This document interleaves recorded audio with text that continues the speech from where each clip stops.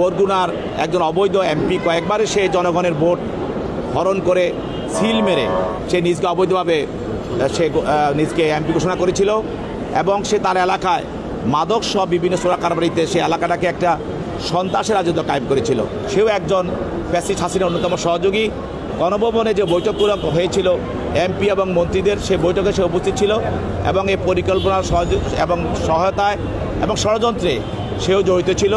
অতএব তাকে এই মামলায়, এটা রহিমগঞ্জ থানা একটি মামলা, সেখানে ব্যবসায়ী হদুদ গত 19/7/24 তারিখে বৈষম্য ছাত্র আন্দোলনে যে গুলি করা হয় সেখানে সে নিহত হয় এবং এই হত্যা মামলায় তাকে এজাহারভুক্ত আসামি হিসাবে আজকে তদন্তকারী কর্মকর্তা আজকে আদালতে এনে তার জন্য 10 দিন রিমান্ড প্রার্থনা করেন এবং প্রার্থনাকারী বলেন যে যেহেতু এই এজাহারকারী আসামি এবং প্রাথমিক তদন্তে তার এই হত্যার সঙ্গে তার বিষয়টা জড়িত থাকার বিষয়টা তদন্তে চলে আসে এবং তাকে আরও জিজ্ঞাসাবাদ করার জন্য এবং পালিয়ে থাকা আসামি তাদেরকে খুঁজে বের করার জন্য, সেও পালিয়েছিল, তাকে পলাতক অবস্থায় তাকে গ্রেপ্তার করা হয়।